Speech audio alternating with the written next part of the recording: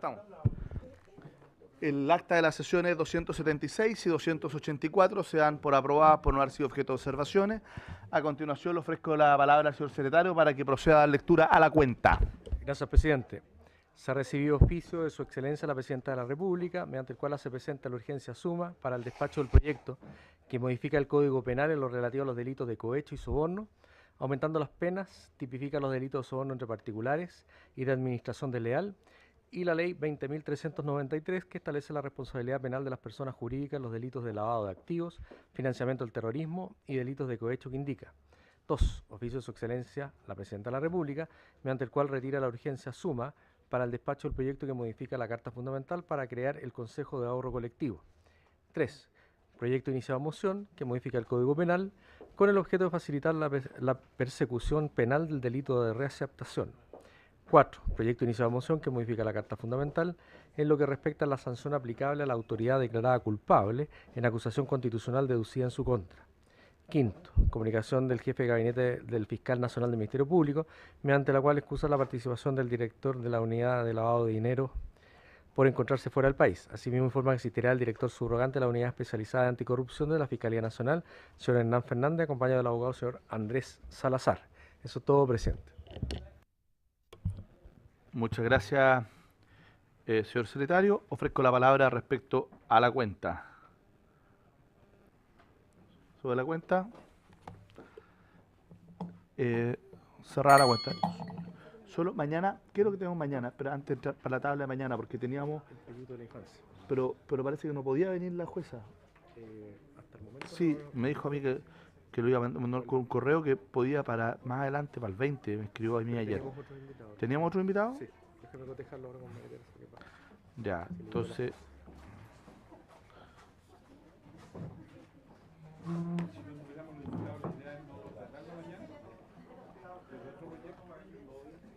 ¿Ah? Que eso quiero ver, si es que tenemos invitados o no tenemos invitados, para no perder la sesión de mañana. ¿Eso mandó, María Teresa? No, si quiere el miércoles, pero sí podría el miércoles 20. Ya. Ok, se lo mandó. Ya, se lo mandó la María Teresa. Déjamelo. Entonces, entremos a este proyecto y después lo resuelvo para si tenemos invitados, si no lo traemos el 20.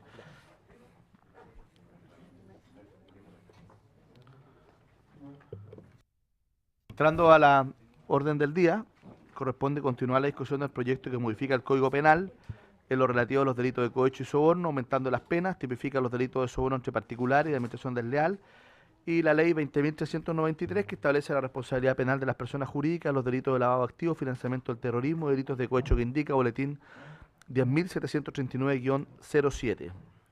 Asiste a esta oportunidad el director subrogante de la Unidad Especializada de Anticorrupción de la Fiscalía Nacional, don Hernán Fernández, acompañado del abogado Andrés Salazar Cádiz, el profesor de Derecho Penal, don Gonzalo Medina, y la abogada de Espacio Público, señora Camila Palacios. No. Chuta. Bueno, aquí estamos. ¿Discriminación de género? No, muy bien. ¿Su nombre? Entonces, don Manuel Ariz viene por Espacio Público. A todos le damos nuestra cordial bienvenida a la comisión, le agradecemos la disposición de venir a acompañarnos y poder, de alguna manera, ilustrarnos, ¿no es cierto?, en un proyecto tan importante como este. ¿Ah? Muchas gracias. En primer lugar, le ofrezco la palabra a don Hernán Fernández para que pueda hacer su presentación. Muchas gracias, señor presidente. Traemos una presentación de PowerPoint que vamos a ocupar con mi colega Andrés Salazar de la Unidad de Delitos Económicos.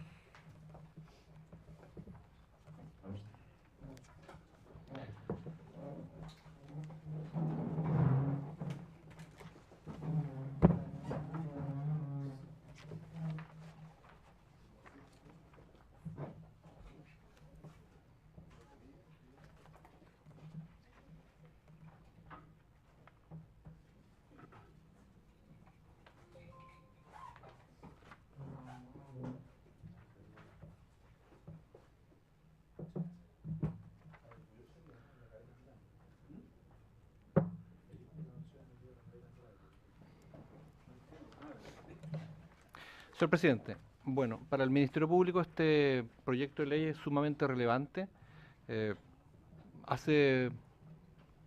Toca temas que para el fiscal nacional actual y para fiscales nacionales anteriores han sido temas de cuentas públicas, precisamente respecto a que el análisis que hacíamos de que la penalidad de los delitos de corrupción era bastante más baja de la gravedad del fenómeno de la corrupción. Y por lo tanto que este proyecto de ley que se esté actualmente discutiendo y avanzando representa algo sumamente importante que creemos que tenemos que apoyar, y por lo tanto nuestra presentación va en ese sentido. Básicamente tenemos algunos mejoramientos, propuestas de mejora bastante escasas, diría yo, y vamos a dividir la presentación respecto a los delitos funcionarios y respecto a los delitos económicos, y haciéndome yo cargo de la primera parte vinculado a los temas de corrupción. ¿Por qué es tan importante este proyecto a nuestro juicio? Conocemos que se tramitaron en paralelo dos proyectos, básicamente uno en la Cámara de Diputados y otro en el Senado, y esta indicación que ha presentado el Poder Ejecutivo, de alguna manera está fundiendo ambos proyectos. Y para nosotros nos resulta relevante porque el fenómeno de la corrupción, tal como lo destacan las convenciones internacionales, es un fenómeno súper grave y que provoca diversos efectos muy negativos. Afecta la inversión, afecta el crecimiento económico, probablemente hay evidencia científica que muestra que aumenta la pobreza. Países más pobres pareciera ser que tienen niveles de corrupción más graves, más grandes. Y algo que hemos podido constatar con las últimas investigaciones que se han realizado en temas de corrupción de alta complejidad es que la corrupción debilita el Estado de Derecho y afecta la confianza de los ciudadanos en el funcionamiento de las instituciones y del sistema político. De allí que entonces uno contrastaba esta experiencia internacional o la gravedad del fenómeno de la corrupción y lo contrastaba con las penas de los delitos, y efectivamente parecía poco coherente esto, especialmente en delitos como el cohecho, el soborno, la negociación incompatible, el tráfico de influencia y este tema vinculado con la convención de la OCDE, como es el del cohecho a funcionarios públicos extranjeros. Y entonces esta dicotomía entre la gravedad del fenómeno y las bajas penas que tenían los delitos, bueno, genera una sensación de impunidad, señal de que no hay igualdad ante la ley, y para la Fiscalía es un incentivo para los fiscales para no llegar a juicio oral.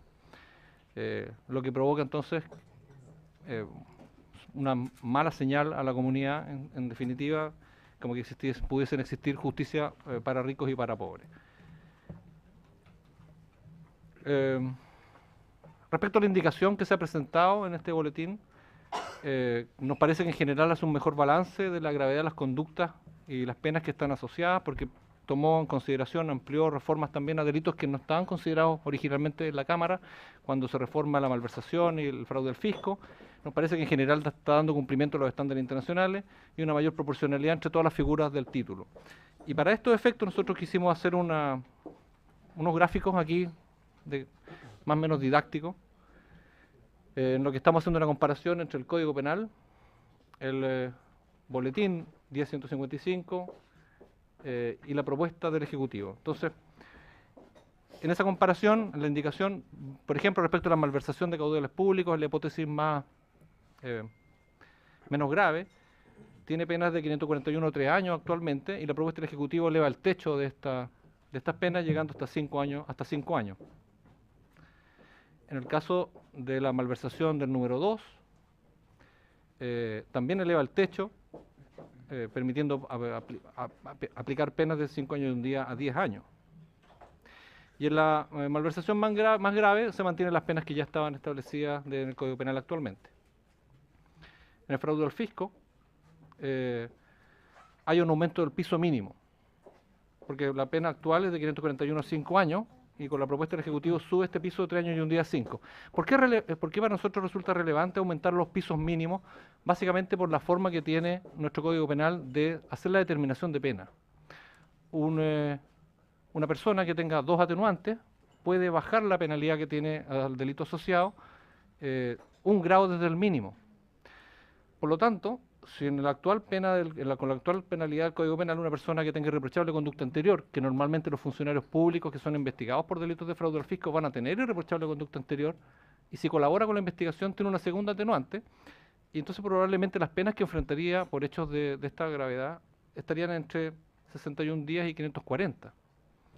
Por lo tanto, ya con la modificación, por eso resulta relevante aumentar, más que aumentar los techos de las penas, es relevante aumentar los pisos mínimos. Y eso es lo que esta indicación en general está haciendo. En el fraude al fisco, la realidad actual era que para penas de más de 5 años y un día, era una facultad del tribunal en caso de que la defraudación fuera de más de 40 UTM y menos de 400. Con la indicación queda obligatorio y queda entonces, obviamente, como se ve en el gráfico, queda el piso en 3 años y un día. Y en la hipótesis más grave de fraude al fisco de más de 400 UTM, se aumenta el techo, ¿ah? Pero básicamente el piso mínimo sigue todavía en los 5 años y un día. La negociación incompatible, la propuesta del Ejecutivo mantiene lo que está en el boletín. En el cohecho, en cambio, el boletín lo que hacía era ampliar el techo de la hipótesis más sencilla o la hipótesis menos grave del cohecho del artículo 248. Y la propuesta de la indicación lo que hace es subir el piso mínimo. Básicamente lo que tenemos hoy día en el Código Penal, de 61 días a 540, la sube de 541 a 3 años. En el cohecho agravado sucede algo similar. El boletín lo que había hecho era aumentar el techo, y lo que hace la propuesta del Ejecutivo es aumentar el piso mínimo, quedando en el mismo techo que ya había sido aprobado antes por esta comisión. En el cohecho agravado, el 249, hay un salto ahí, precisamente porque hay que mantener la coherencia entre el cohecho del 248, que es aquel que se comete por dar un beneficio económico a un empleado público porque realiza su trabajo, un pago de una recompensa. Más grave es el 248 bis, en que se le paga a un funcionario para que incumpla sus deberes, y más grave aún es el cohecho en que se le paga a un funcionario para que cometa un delito. Y eso es la hipótesis del 249. Y por eso entonces queda con penas de más de 4 años. Respecto al soborno, básicamente la propuesta del Ejecutivo mantiene lo que ya estaba aprobado, subiendo el techo. Respecto al soborno a funcionario público extranjero, hay un aumento del piso mínimo, de lo que establecía el Código Penal a lo que está en la indicación. Y quisimos hacer otra comparación aquí de penas mínimas también. Las penas mínimas de la malversación, del fraude al fisco, la negociación incompatible, lo que está en el Código Penal y cómo quedaría con la propuesta del Ejecutivo, que se salta a la vista, que aumenta el piso mínimo, lo que permite, con las reglas de aplicación de penas, como lo señalaba anteriormente, ser efectivamente unas reglas de sanción más duras para quienes cometen actos de corrupción. Lo mismo hicimos esta comparación con el cohecho en sus distintas hipótesis. En azul se ve la línea base del Código Penal y en rojo la pena mínima que establecería la indicación. En la malversación, y ahora sí comparamos las penas máximas, que también se ve claramente el aumento, tanto en la malversación, fraude al fisco, negociación incompatible, o en el cohecho. Queda a la vista entonces que el aumento de pena es importante, que tiene fundamentación en los criterios de gravedad que establecen las convenciones internacionales, en el bien jurídico protegido en esta figura, generando, yo creo, a futuro, evitando, está inspirado en un tema de igualdad ante la ley, y por lo tanto nos parece sumamente adecuado todos los cambios que se proponen en este sentido en la indicación. Ahora, algunos aspectos sustantivos. Respecto a la negociación incompatible, bueno, ya vimos que se aumenta el techo de la pena, crea algunas nuevas hipótesis delictivas que están vinculadas a sancionar básicamente conflictos de interés. Ya esta norma sancionaba a árbitros, peritos y albaceas y se agregan nuevos personas que básicamente están a cargo de administrar patrimonio ajeno y por lo tanto ahora se les da una protección penal también al incumplimiento cuando se representan un interés personal por sobre el interés común que ellos tienen, que en ese caso es, por ejemplo, los que están a cargo del proceso concursal, los veedores, los liquidadores, o los que administran patrimonio, pienso los tutores, los curadores que administran patrimonio de menores, o también director de una sociedad anónima y otros gerentes que pueden tener deberes fiduciarios. Y por lo tanto ellos sí negocian, deben tener, no pueden negociar consigo mismo, tiene que haber una prohibición para negociar consigo mismo cuando ellos actúen como administradores de este proceso concursal, administrando un patrimonio o siendo director de una sociedad anónima. También homogeneiza la indicación el tipo de las operaciones resguardadas. porque en la versión que venía anterior aprobada habían algunas de estas palabras. Ahora que cada uno de las hipótesis implica en cualquier negociación, actuación, contrato, operación o gestión en que estas personas deben actuar, bueno, deben tener los resguardos y inhabilitarse.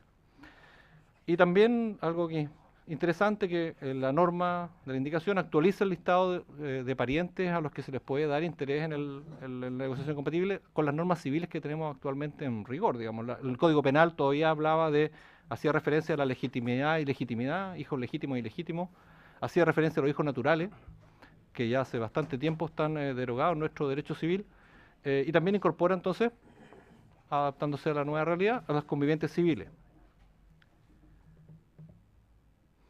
Respecto al tráfico de influencia, básicamente decir que el único cambio es que, porque aumenta la pena del tráfico de influencia, está establecida en relación a la de negociaciones incompatibles, y por lo tanto, al aumentar la pena del techo, la pena del 240, también aumenta la pena del 240 bis. Respecto a la exacción ilegal, se aumenta la pena también, y se dice en la indicación que es para ser acorde con la sanción del cohecho, porque exigir sería más grave que solicitar, y nos parece que efectivamente aquí está generando una proporción y está trabajando en mantener un mismo estándar dentro del mismo título de los delitos funcionarios. La indicación, a diferencia de lo que venía aprobado por esta Cámara, elimina la referencia que había amenaza o violencia. Y a nosotros nos parece adecuado eso, porque creemos que podría generar confusiones, que podría generar concursos que básicamente llevasen esta figura a ser sancionada por delitos de robo, por el delito de amenaza, y en realidad dejaría fuera el disvalor de la exacción ilegal y posiblemente no tendría aplicación. Entonces nos parece mejor todavía dejar esta exigencia en un rango intermedio entre es más que una solicitud, es menos que una amenaza, es menos que un uso de violencia, digamos. Y cada uno entonces de esta hipótesis va a tener su sanción. Podrá sancionarse por robos, por amenazas, por exacción ilegal y por cohecho.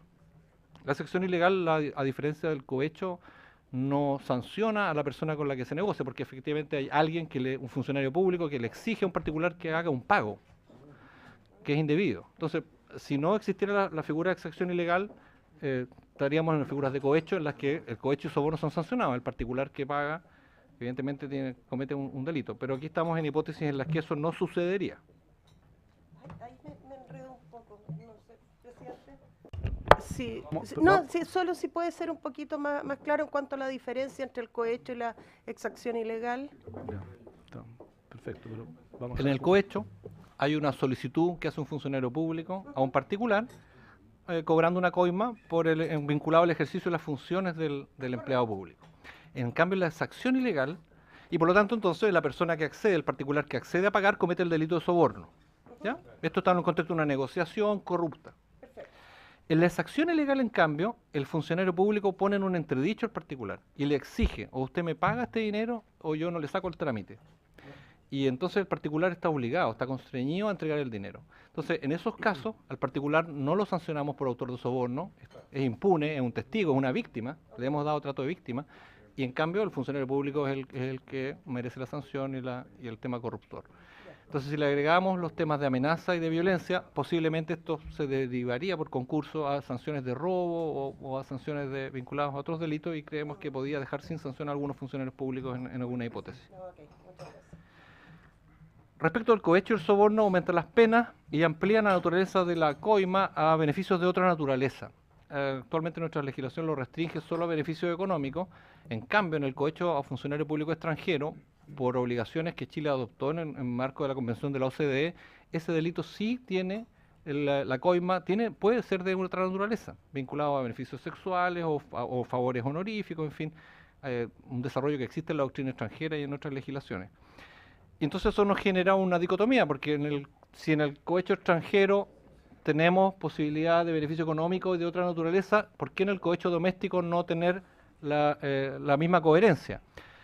Cuando se modificó la norma del 2009 del cohecho transnacional, se intentó modificar también la norma del cohecho doméstico, y en ese momento se dijo que no había, no pareció adecuado hacer este cambio.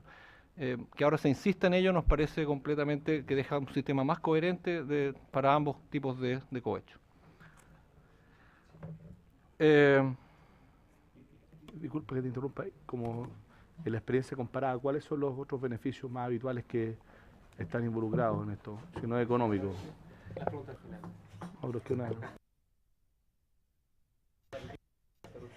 Señor presidente. Como la mía, presidente. Me había prejuzgado, ¿eh?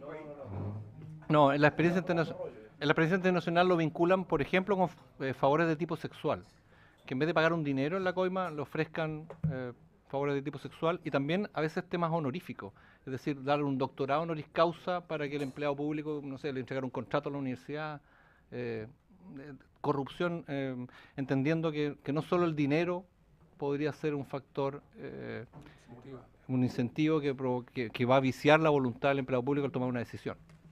Entonces dejan abierto la expresión otro beneficio económico de otra naturaleza. Efectivamente uno podría valorizar el beneficio de carácter sexual, uno podría decir esto tiene un costo, digamos, pero efectivamente la oferta tiene normalmente un contenido económico y así. Eso es muy subjetivo de evaluar. Gracias. Respecto al cohecho a funcionario público extranjero, nos parece que respecto a las penas se ha considerado uno de los estándares que está en la Convención de la OCDE, es que Chile debe establecer penas disuasivas, proporcionadas y eficaces. En ese sentido, el aumento que hace las penas privativas de libertad y de la multa, el hecho de que esté sancionando con igual pena aquel que toma la iniciativa corruptora como a quien que cede a esta iniciativa, digamos, nos parece absolutamente correcto y en orden con la Convención de la OCDE. Está innovando también cuando introduce una frase respecto a que el cohecho podría también producirse en actividad económica desempeñada en el extranjero. Nos parece que amplía correctamente el tipo en ese sentido. Pero sí hay una frase que tenemos ciertas dudas con ella, porque hace una referencia al cohecho a funcionario público extranjero al cumplimiento de deberes del funcionario extranjero. Es decir, que todo este cohecho que se hace en el contexto de una transacción internacional se vincula a que eso se produce en el contexto del ejercicio de las funciones del funcionario público extranjero. Pero eso complejiza el tipo.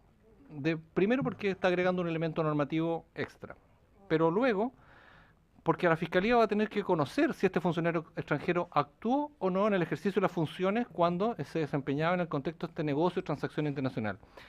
Y esto vamos a requerir prueba con apoyo de la Fiscalía extranjera, porque el cohecho a funcionario público extranjero en realidad es un caso de jurisdicción extraterritorial. Es un delito que se comete fuera del país. Es un chileno, un empresario chileno que viaja a un país del extranjero, no voy a nombrar a ninguno, y para, no sé, ganarse una licitación internacional está disponible para pagar una coima. Y paga una coima en el extranjero. Y eso tenemos jurisdicción extraterritorial por el hecho de que se firmó esta convención de la OCDE y se modificó el Código Orgánico para precisamente tener jurisdicción extraterritorial. Entonces, si le agregamos un requisito de que esta coima se hizo en el contexto de las funciones que debía cumplir el funcionario público extranjero, bueno, vamos a tener que probar en Chile si ese funcionario actuó en el ejercicio de las funciones, algo que el cohecho doméstico exige y que es difícil de probar. Entonces nosotros decimos, bueno, ya no es difícil en el cohecho doméstico, va a ser el doble de difícil de probarlo respecto de un funcionario extranjero. También esto va contra los estándares de la OCDE que precisamente indican que los delitos tienen que ser autónomos de la otra jurisdicción. Y por lo tanto, tenemos que independizarlo de la prueba en el derecho extranjero. Y básicamente aquí el problema que tenemos es que precisamente si nos están diciendo que la coima tiene que ser pagado en el ejercicio de las funciones del funcionario público extranjero, bueno, vamos a tener que probar derecho extranjero. Y entonces estamos yendo contra el estándar de la OCDE. Y sí, en Chile existen distintas fórmulas de cumplimiento de los deberes, contra los deberes, y eso ya está garantizado. El funcionario extranjero que está realizando... Presidente, o sea, estamos hablando de un funcionario extranjero aquí que realiza... que hace su pega en el extranjero, pero si es un funcionario extranjero, por ejemplo, alguien que trabaja para una embajada y ese hecho se comete aquí en Chile, ¿no entraría dentro de este tipo? No, sí también entraría. E incluso hay una investigación que hay unas condenas, la única condena por soborno a funcionario público extranjero es de un funcionario de la embajada que hizo un cobro de coimas aquí en Chile en un caso vinculado con armas, digamos. pero la lógica de este delito puede cometerse, iniciar en Chile, puede haber negociaciones en Chile, pero la lógica de este delito es que básicamente va a ocurrir en el extranjero, porque aquí la sanción, si fuese solo cometido en Chile, estaríamos restringidos a un par de embajadas y a un par de organismos internacionales que tienen sede en Chile, digamos. Pero precisamente la lógica de los CDE es que sanciona a un empresario que salga a invertir en cualquier mercado de Latinoamérica o de otra parte y que en ese otro país comete una coima. Esa es la lógica de la convención. Y también para nosotros nos genera la duda interpretativa al agregar esta frase, el cumplimiento de los deberes del funcionario extranjero, si no estaría desincriminando cuando actúe contra los deberes. Porque ¿qué es lo que pasa? El tipo de cohecho doméstico chileno habla en el 248 del empleado público que recibe coimas en el cumplimiento de sus deberes, en el 248 bis en el incumplimiento de sus deberes y en el 249 cuando comete un delito. Y aquí en la norma que está en la indicación respecto al cohecho extranjero, dice solamente, habla del ejercicio de las funciones. Entonces nos genera la duda, ya, ejercicio de las funciones lo vamos a entender en forma amplia, incluye las tres hipótesis del cohecho doméstico. Es una interpretación. También alguien podría decir, esto incluye solo las que en Chile se vinculan al 248 y deja fuera 248 bis y 249 en el extranjero. Entonces en ese sentido nosotros no vimos la norma que aprobó el Senado también. En ese sentido creemos que esa norma que viene aprobada por el Senado podría cumplir mejor los estándares que lo que se propone en la indicación. Respecto a la ley de responsabilidad penal de las personas jurídicas, aumenta los delitos base, coherente con todos los delitos que está esta iniciativa sancionando, aumenta las penas de multa, el mínimo lo sube de 200 UTM a 600 y de 20.000 el techo a 600.000 UTM, genera penas bastante disuasivas para las empresas que puedan cometer delitos. Permite aplicar la pena de disolución a las empresas reincidentes que en su interior se cometa un soborno un cohecho a un funcionario público extranjero. La actual legislación solo permite la disolución de las empresas que cometen lavado de activos. Y en ese sentido nos parecía que la experiencia que hemos tenido en las investigaciones contra empresas, que el delito que más usual se está viendo dentro de la 2023 es el cohecho. Entonces, básicamente, pensamos que aquí, si queremos efectivamente sancionar a empresas que no tienen una conducta empresarial ética, precisamente puedan ser incluso disueltas si es que de manera reincidente aquí se comete un cohecho. La ley también permite aplicar la pena de disolución en casos de reiteración de delitos. Bueno, eso no se está modificando. Quizás podría quedar a futuro, a nuestro juicio, también la reiteración sancionada con la pena de disolución de la empresa. Pero conscientes de los estándares, por ejemplo, de la OCDE, estimamos que con esto ya representa un avance el que se sanciona también la disolución de una empresa cuando es reincidente en el mismo delito. Es decir, tuvo una condena por cohecho, pasaron los años y vuelve a cometer una actividad como esa, bueno, que en esa oportunidad, entonces, la primera oportunidad no se le va a poder aplicar disolución, solamente cuando sea reincidente. Entonces, nos parece que es disuasivo que en una empresa que se cometa un cohecho sepan que en la próxima oportunidad que haya una investigación en su contra pueden ser disueltos y por lo tanto genera un efecto preventivo que a nosotros nos parece muy adecuado. Y también incorpora el comiso por valor equivalente, siguiendo la normativa que ya había sido aprobado en este Parlamento, que establece la ley de lavado de activos. No sé si quieren hacer preguntas al presidente o al final, porque ahora le paso el...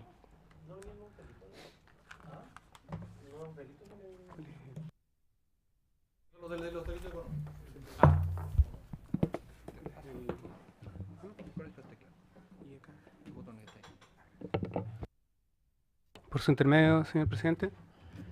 Bueno, agradecer la oportunidad de compartir nuestra visión respecto ahora de la otra parte del proyecto de ley que se decanta hacia los delitos que tienen más bien un carácter económico. Si bien quizá el corazón del proyecto de ley está más bien en los fenómenos de corrupción pública, también hay corrupción entre particulares y tiene incidencia en la forma en que nos relacionamos en sociedad.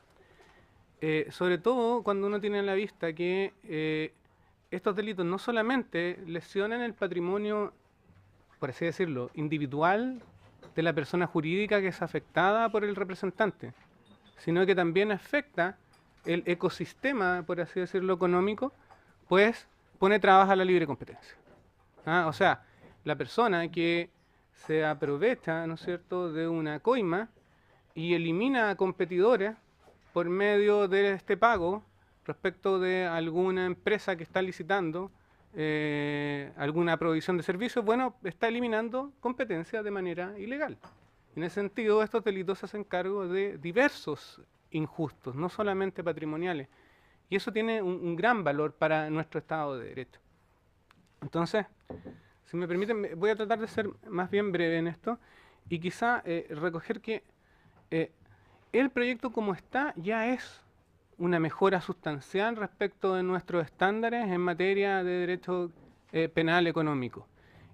Hoy día lo que está haciendo el proyecto es encarar vacíos legislativos muy graves, como vamos a ver, sobre todo en el ámbito de la administración desleal del patrimonio ajeno, aun cuando ahí vamos a proponer se tenga en consideración algunas sugerencias de mejora, pero sobre la base, yo ya lo he dicho, que esto ya es un avance muy importante respecto del estado actual de las cosas. De hecho, me acuerdo que hace unos años atrás, hace unos ya 10, 15 años, vino un profesor alemán que nos decía que, Schunemann, nos decía que el delito de administración desleal era el delito paradigmático del siglo XX. Bueno, ya estamos entrados en el siglo XXI y todavía no contamos con un delito que ya se incluía en los códigos penales del siglo XIX. Entonces, estamos al debe en esta materia y vamos a tratar de explicar un poquito por qué. Una cosa que es rescatable del proyecto de ley, sobre todo en lo que tiene que ver con corrupción entre particulares, es que, tomando lo que se hizo acá en la Cámara, se le da un título especial que aparta al 287 bis y al 287 ter y los pone dentro de un mismo cuerpo, por así decirlo, bajo un mismo título.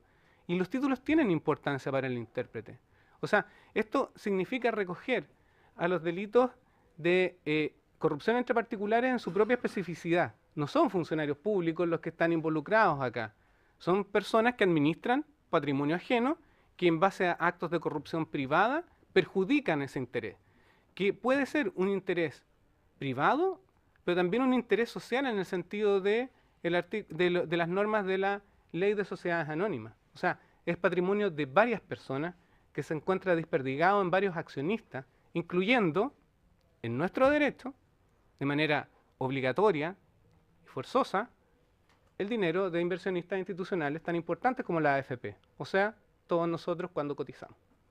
Eso es un factor bien relevante, sobre todo estoy hablando obviamente de sociedades anónimas abiertas que utilizan el sistema de oferta pública, ¿no es cierto?, recurriendo para sus proyectos de inversión a que todos nosotros básicamente financiemos esos proyectos.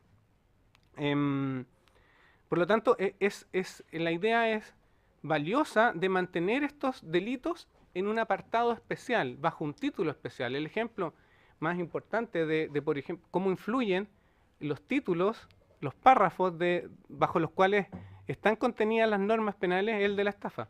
Por ejemplo, en la estafa, en el delito de estafa, en ninguna parte se dice el que engaña a otro. Pero en el título, en el párrafo, dice la estafa y otros engaños. Entonces, eso permite al juez interpretar el contenido de la norma en particular. Aquí tenemos el comparado con la indicación y yo quisiera rescatar esta, por así decirlo, bifurcación del delito en 287 bis y 287 ter porque recogen dos conductas distintas, por así decirlo. La primera, la del insider, que es quizá el que tiene más infracciones, de deber. O sea, el que está contratado por la empresa, el que administra el patrimonio ajeno dentro de la empresa y que es corrompido por la oferta de otro, o el que inicia la corrupción, el acto de corrupción, defraudando tanto al empresario como a los competidores que se acercan al proceso de licitación, por ejemplo. Entonces,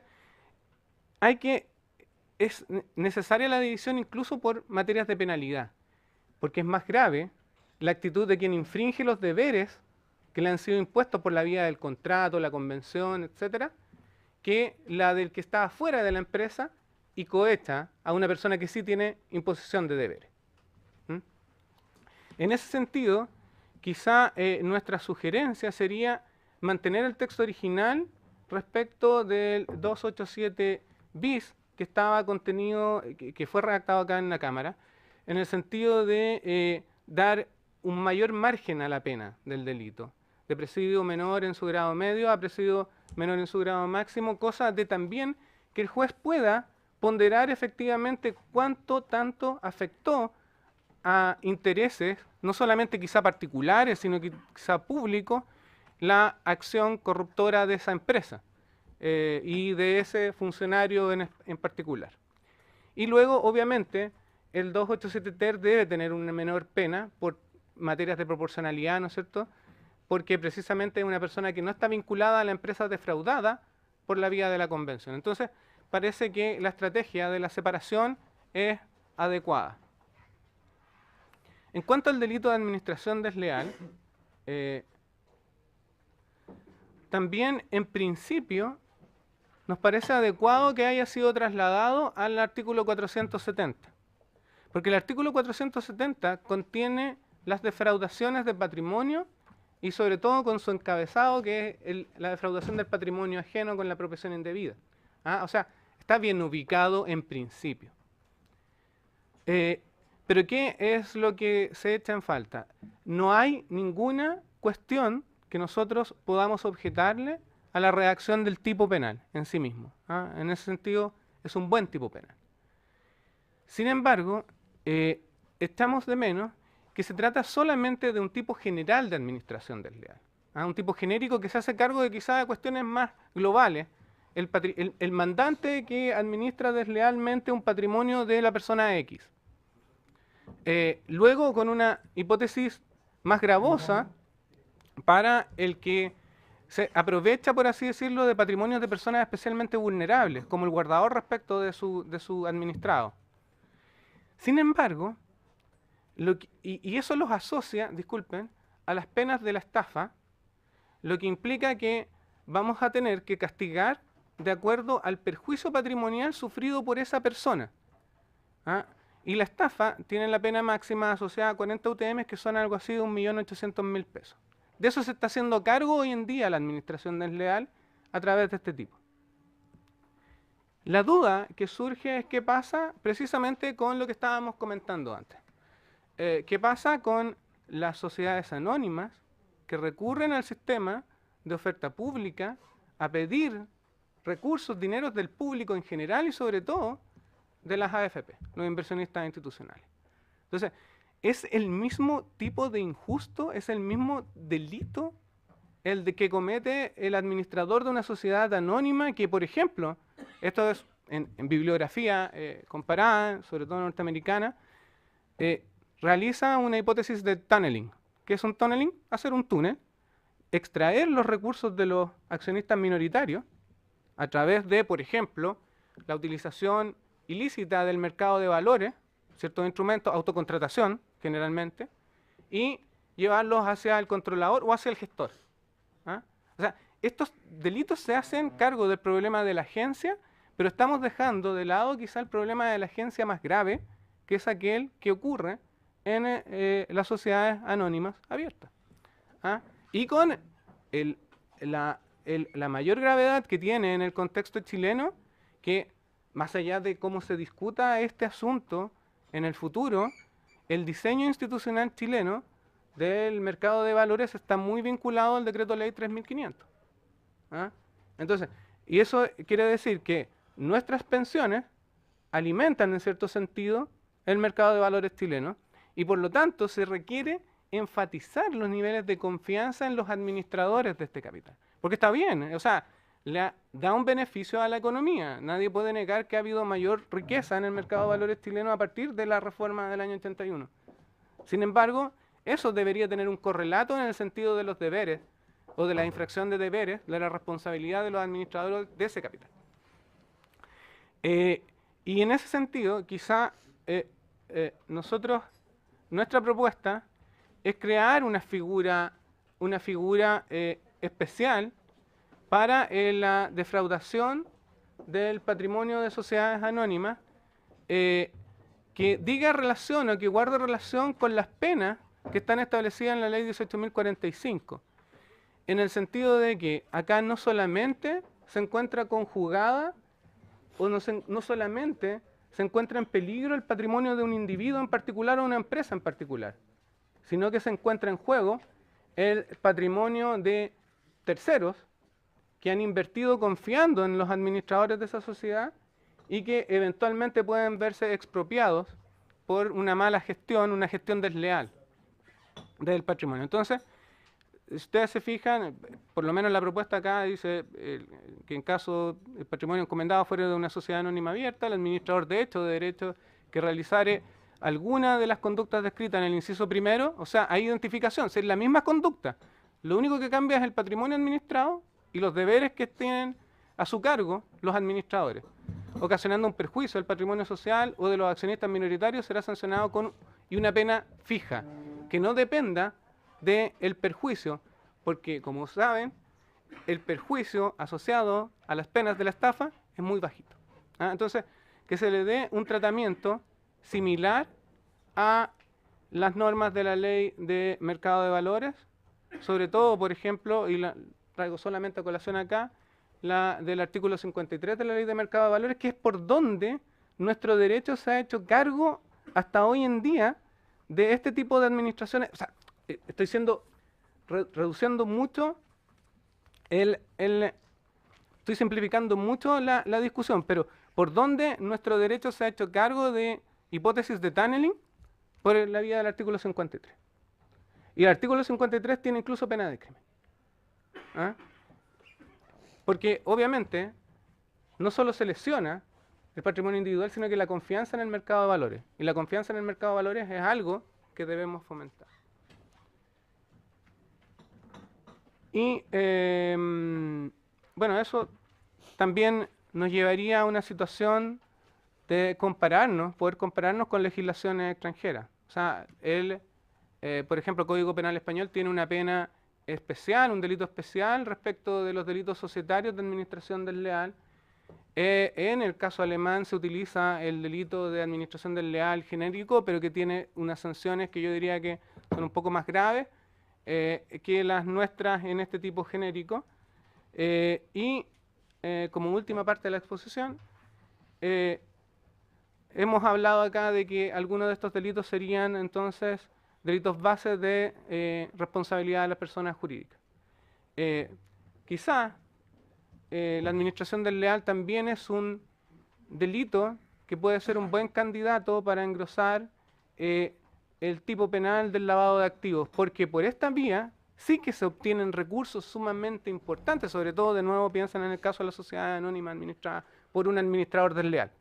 Acá no se quiere castigar al controlador, y eso también, ojo con eso, al controlador de la sociedad anónima, porque acá los gestores muchas veces tienen incentivos perversos para expropiar el patrimonio que pertenece no solo al controlador, sino que a los accionistas de la sociedad anónima. Entonces, por esta vía se pueden obtener recursos ilícitos y luego tratar de reinyectarlos al círculo legal. Entonces, este sería un caso paradigmático de un delito que podría estar bien catalogado dentro del artículo 27 de la ley 19.913.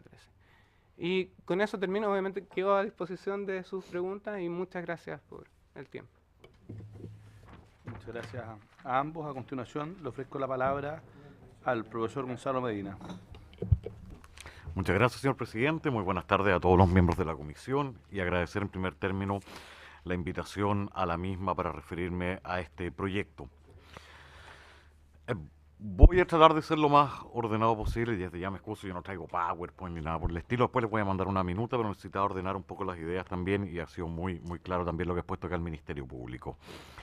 En primer lugar, obviamente yo soy alguien que está a favor del proyecto con la indicación del Ejecutivo y no es raro porque la indicación del Ejecutivo recorre en buena parte lo que la Cámara de Diputados aprobó en su minuto como proyecto de cohecho y que en buena parte fue lo que esta misma comisión me encomendó en su minuto negociar con el Ministerio de Justicia para arreglar un poco el proyecto que había mandado el Ejecutivo. Entonces sería muy raro que ahora les viniera a decir no me gusta el proyecto, cuando en el fondo recoge más o menos todo lo que yo le dije al proyecto que debería recoger, más ciertos agregados brillantes, por cierto, del Ministerio de Justicia, al cual nunca hay que desconocerle sus méritos. Considerando eso, yo creo que hay dos o tres cosas, por así decirlo, que mencionar. Yo creo que en principio quisiera llamar a aprobar el proyecto, eso es una llamada nítida, más de allá algunas pequeñas correcciones que se puedan hacer, pero es un buen proyecto de ley. Con todo, obviamente el proyecto de ley no es perfecto, como ningún proyecto de ley es perfecto, y como bien sabemos, lo perfecto es enemigo de lo bueno, así que obvio, podríamos estar eternamente tratando de arreglar cualquiera de las ramificaciones que esto puede tener, a lo cual también me voy a referir. En primer término, sobre las reformas a los delitos funcionarios, las reformas de malversación y las referidas a fraude al fisco son únicamente equiparación de pena derivadas de las propuestas de reforma en materia de delitos de cohecho y por lo tanto una reforma razonable. Es puro rango de pena lo que quería ver ahí. Lo mismo pasa con la exención ilegal, esta forma como de extorsión que realizan los funcionarios públicos que ya está en el Código Penal, únicamente lo que se está modificando es el rango de pena para equipararlo al resto de conductas, no hay mayores modificaciones. Mi opinión personal es que además meterle o no violencia o amenaza es una cuestión irrelevante. Yo creo que de todas maneras esa es la manera de interpretar el tipo como una extorsión cometido por el funcionario público. No hay otra manera de hacerla, sino es mediante amenazar a alguien o ejerciéndole violencia respecto a él. Distintas son las observaciones que tengo respecto a la figura de la negociación incompatible, que fue una de las figuras que más se trabajó originalmente y que viene muy modificada en la indicación en virtud del mismo boletín 10.155 de la Cámara. Ahí las hipótesis que se agregan son no solo hipótesis de responsabilidad vinculadas a funcionarios públicos, sino varias hipótesis de responsabilidad vinculadas a particulares. Si bien queda metido dentro del apartado de funcionarios públicos, hay varios numerales que se agregan a gestores de sociedades anónimas, por ejemplo, que toman interés, que yo creo que es muy adecuado que queden incorporados en esa materia. La duda que tengo en este punto, y es algo que reconozco que a mí se me había pasado en su minuto y creo que al Ministerio también, era si la norma del 240 bis, el tráfico de influencia, no debería quedar igualmente equiparada, no solo para empleados públicos, sino para particulares. ¿A qué me refiero?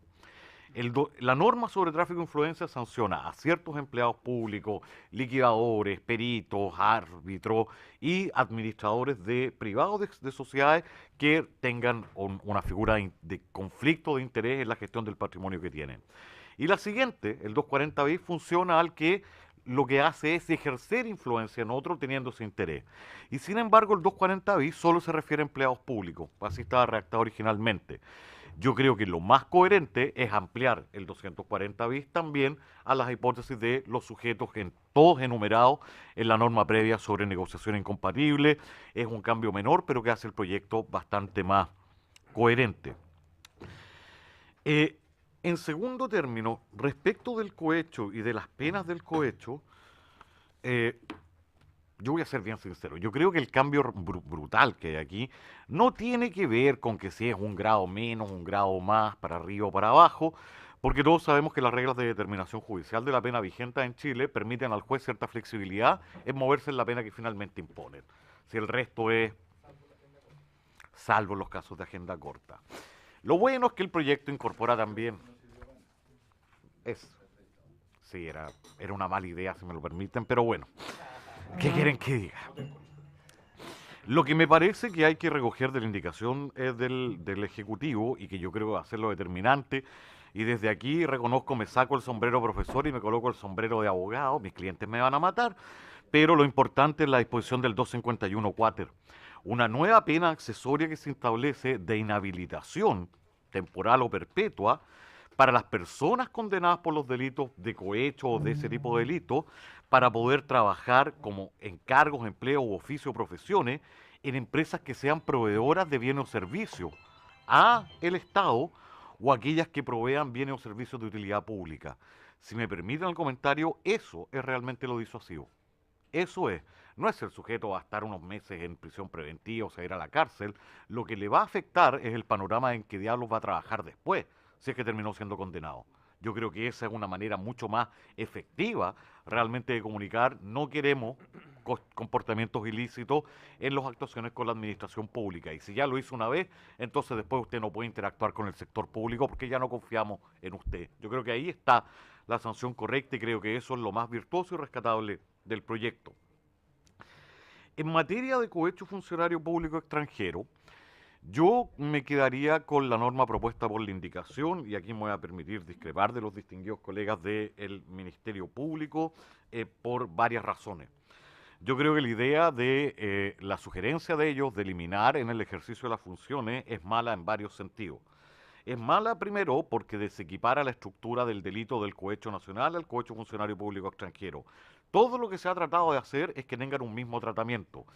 ¿Qué se equiparó ahora? Que el cohecho nacional también sean no solo beneficios económicos, sino también de otra naturaleza, como lo teníamos en el cohecho funcionario público extranjero, y por lo tanto sería contraproducente ahora venir a desajustar de nuevo la redacción del cohecho funcionario nacional del cohecho funcionario público extranjero.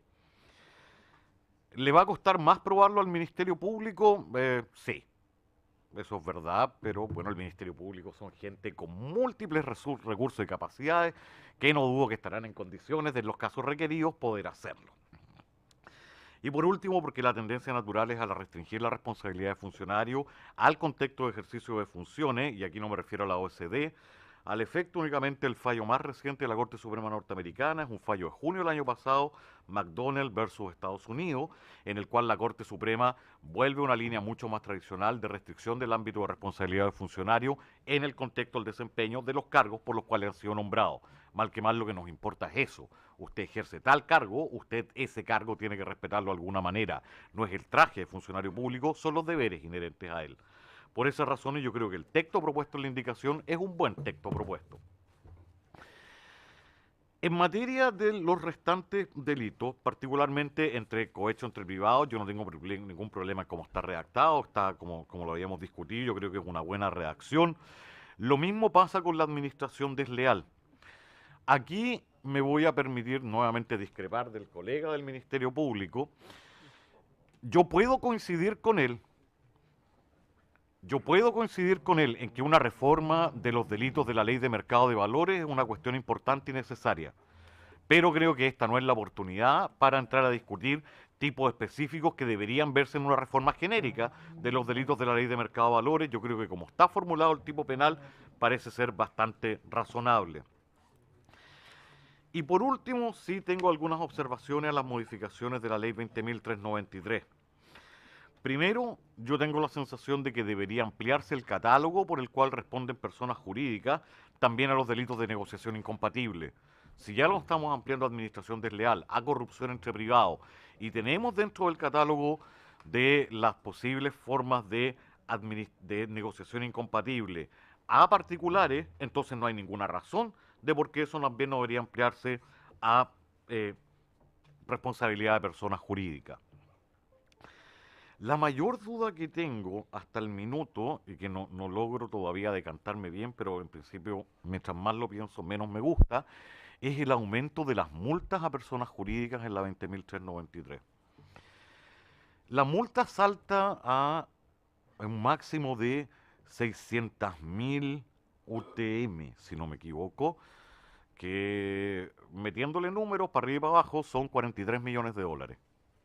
O sea, con lo cual llegamos a una exacerbación del monto de la multa que ya teníamos establecida para personas jurídicas muy, muy alto. Lo cual, en principio, bueno, ¿por qué no?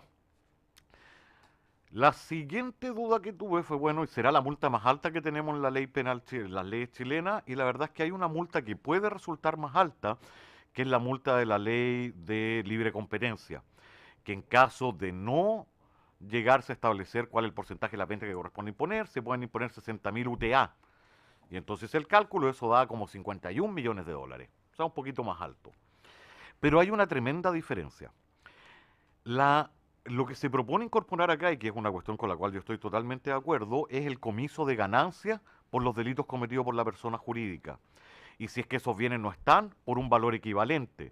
Y si no, por otro tipo de bienes y todo lo que deriva como ganancia de los delitos producidos. Cosa que en la ley de libre competencia no existe. Y entonces, si uno suma el monto nuevo de la multa más el comiso de ganancia, claramente llegamos a un escenario, en mi opinión, un poco desproporcionado. Tómese también en consideración que hay suficiente literatura crítica al el efecto de las multas en materia empresarial. Yo nunca he sido muy fanático de las multas, yo soy partidario de nombrar interventores en las empresas, siempre es lo que a mí me ha gustado, los modelos estructurales de sanción, porque las multas suelen producir dos tipos de problemas.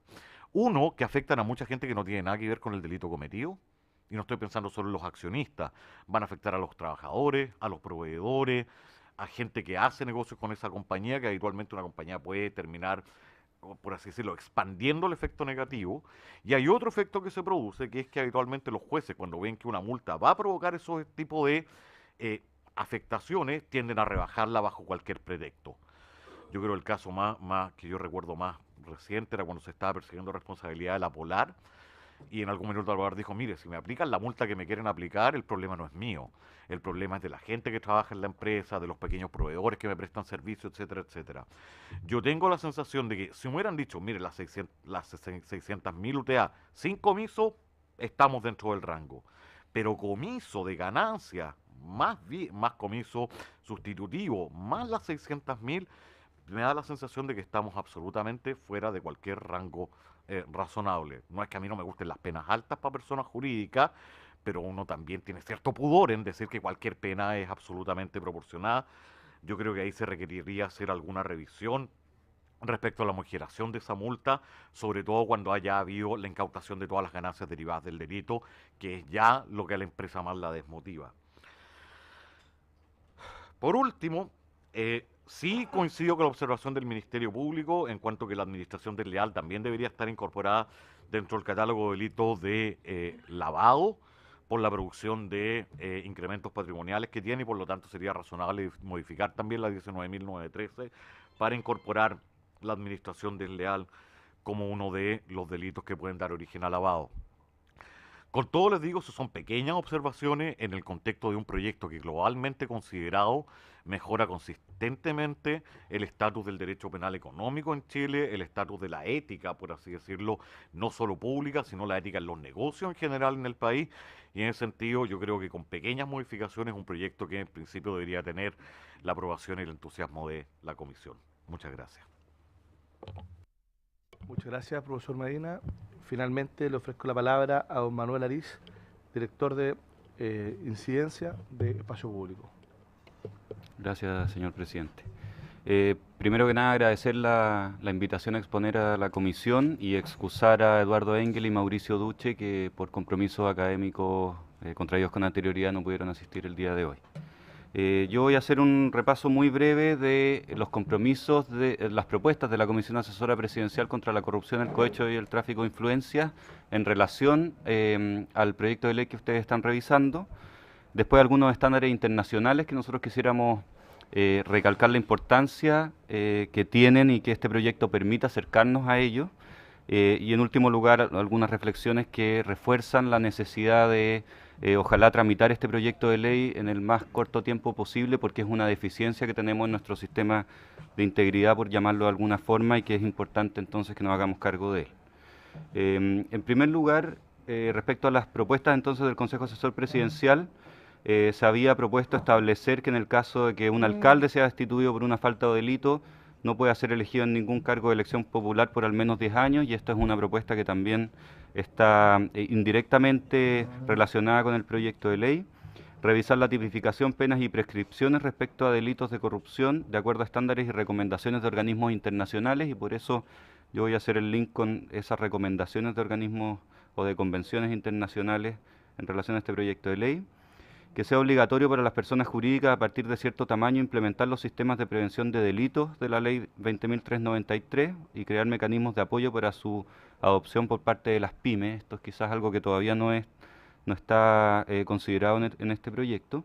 Y las multas impuestas a las personas jurídicas deben ser proporcionales al monto del beneficio obtenido a una tasa que sea disuasoria. En relación a la regulación de los conflictos de intereses, una propuesta que también está relacionada con este proyecto de ley es que cualquier persona que haya sido condenada por un crimen o simple delito estará inhabilitada para postular a un cargo de representación popular, pudiendo hacerlo solo 10 años después, y eso también es algo que está visto indirectamente en este proyecto. En relación con estándares internacionales, nosotros nos basamos en dos para elaborar una minuta que les vamos a hacer llegar y que ustedes puedan tener a la vista cuando revisen el proyecto en particular.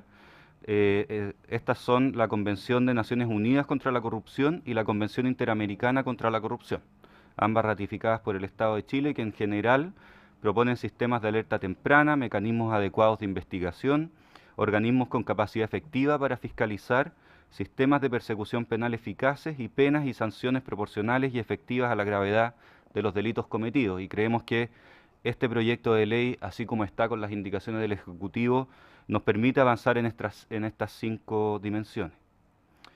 En relación a los estándares internacionales, en la minuta hay algunos detalles respecto a la definición de tráfico de influencia, cohecho a funcionario público, y yo quisiera detenerme en este porque ya fue observado por la revisión que se hizo del periodo 2010 a 2015 por la Convención de Naciones Unidas contra la Corrupción, en el que Chile dice no haber adoptado las medidas bajo examen que se habían ratificado, y por eso la importancia de este proyecto de ley que nos va a permitir salir mejor evaluados en una futura revisión. Respecto a la responsabilidad penal de las personas jurídicas, la UNCAC también en su artículo 26 establece 4 criterios importantes. El primero es que cada Estado parte adoptará las medidas que sean necesarias en consonancia con sus principios jurídicos, a fin de establecer la responsabilidad de personas jurídicas por su participación en delitos tipificados con arreglo a la presente convención. Segundo, con sujeción a los principios jurídicos del Estado parte, la responsabilidad de las personas jurídicas podrá ser de índole penal, civil o administrativa. Tercero, dicha responsabilidad existirá sin perjuicio de la responsabilidad penal que incumba a las personas naturales que hayan cometido los delitos. Y cuarto, cada Estado parte velará en particular porque se impongan sanciones penales o no penales eficaces, proporcionadas y disuasivas, incluidas sanciones monetarias a las personas jurídicas consideradas responsables con arreglo al presente artículo. En relación a esto, también Chile fue evaluado deficientemente en el examen para el periodo del 2010 al 2015, porque no se han incluido referencia alguna a los actos de corrupción pasiva ni a los demás delitos contemplados en la Convención. Y por lo tanto, recalcamos la importancia que este proyecto de ley tiene para ponernos al nivel que se nos exige en relación con el cumplimiento de esta Convención. En algún análisis comparado que nosotros hicimos con algunos países como Italia, Reino Unido, Francia, Alemania, España, Eslovaquia, Eslovenia y Suiza, en relación a las penas privativas de libertad, se contempla que estas generalmente están entre 5 y 10 años, tanto para delitos de corrupción en el sector público como en el sector privado. Y en relación a las sanciones pecuniarias, las multas deben determinarse en base a un monto fijo que puede ser aumentado en razón del valor del beneficio obtenido, o multas que se definen en base a un múltiplo del beneficio obtenido 2, 3, hasta 4 veces. Y eso es algo que estamos viendo hoy día en el proyecto de ley. En relación a las inhabilidades a personas naturales, uno puede observar a nivel comparado la prohibición de trabajar en el sector público y en entidades que contrate o se relacione comercialmente con la administración, y lo mismo para inhabilidades a personas jurídicas, donde se establece la prohibición de contratar con el sector público, revocación de licencias, prohibición de realizar publicidad, incautación, entre otras, y eso es lo que señalaba recientemente el profesor, que pueden ser medidas accesorias tremendamente eficaces como un disuasivo en estas materias. Algunas reflexiones finales para ir concluyendo. Estamos ante la necesidad de adecuar las sanciones para que éstas sean efectivas, proporcionales y disuasivas, en línea con la importancia de evitar la impunidad o la sensación de impunidad que hoy día tenemos en Chile en general en relación a los delitos de corrupción. Una reciente encuesta del Consejo para la Transparencia señala que el 75% de los funcionarios públicos creen que quienes cometen actos de corrupción quedan sin ningún tipo de sanción, y es un caldo de cultivo para que los delitos de corrupción se reproduzcan en nuestra función pública. Una comparación también entre las penas de hurto, que van entre 541 días a 5 años, en relación a las que actualmente tenemos por soborno y cohecho, que van de 61 días a 3 años, y es necesario entonces nivelar con la propuesta que hoy día está, que ustedes están revisando en el proyecto de ley. Por último, desde un enfoque centrado en los incentivos para abordar el fenómeno de la corrupción, las sanciones a los delitos de corrupción son fundamentales, en donde interactúan la prevención, la detección de los casos, la investigación, la sanción y las reformas que permiten actualizar nuestro diseño institucional. Y ahí quizás iniciar una conversación que excede a este proyecto de ley, pero que es tremendamente relevante en vista de la experiencia que hemos tenido con el caso Odebrecht en distintos países de América Latina, en el que el mecanismo de la delación compensada ha sido fundamental para la detección y la investigación de los casos de corrupción.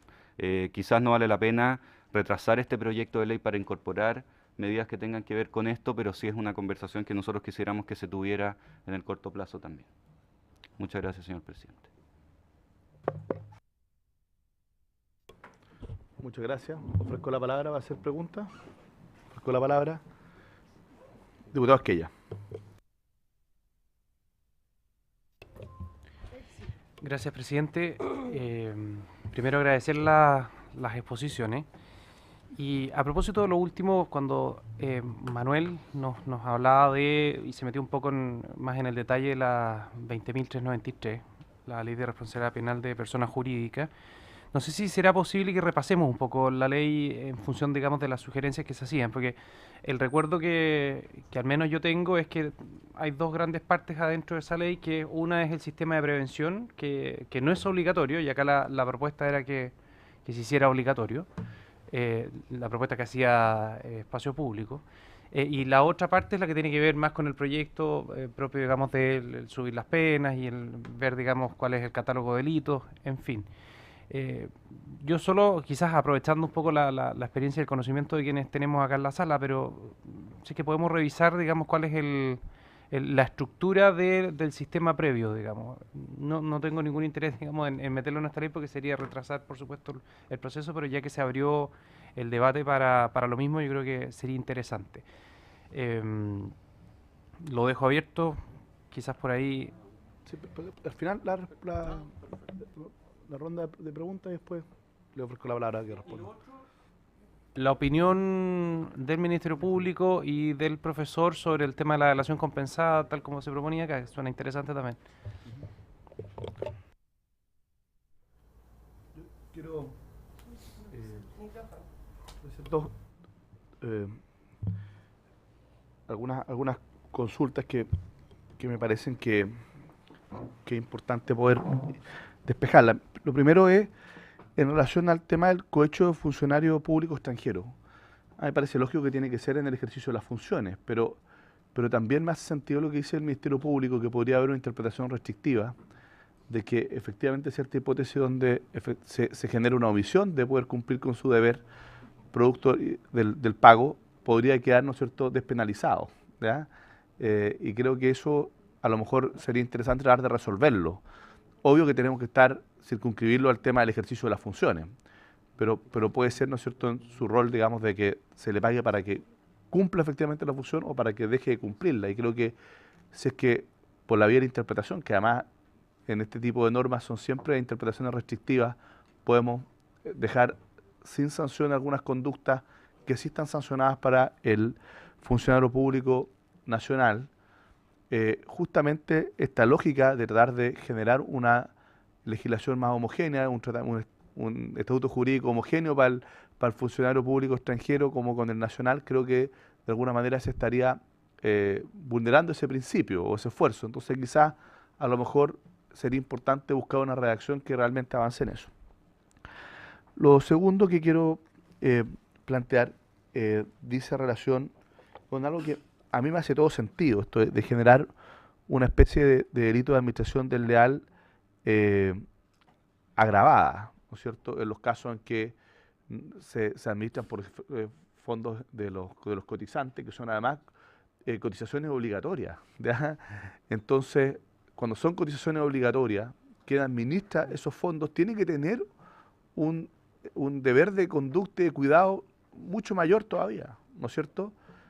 No es lo mismo que alguien actúe como mandatario, ¿no es cierto?, de un fondo de inversión privado y que en realidad administró lealmente esos fondos y bueno, tiene que estar sancionado, pero si es que alguien además, lo hemos visto, el caso Cascada, lo vimos en el propio caso La Polar, a mí me tocó estar esas dos comisiones investigadoras y donde muchas veces, claro, cuando son grandes inversionistas tienen medidas de control, se defienden solo, pero la verdad es que los afiliados a la AFP tienen muy pocas posibilidades de poder hacerlo, ¿ya?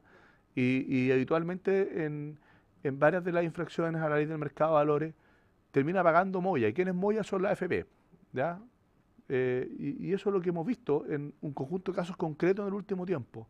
Entonces debiéramos construir una hipótesis agravada. Lo mismo realmente para, ¿no es cierto?, ciertos fondos mutuos, ¿ya?, donde también son ahorrantes de clase media, que están en un fondo mutuo y que en realidad las posibilidades de ellos tener medidas de control de lo que están haciendo los administradores de esos fondos son nulas.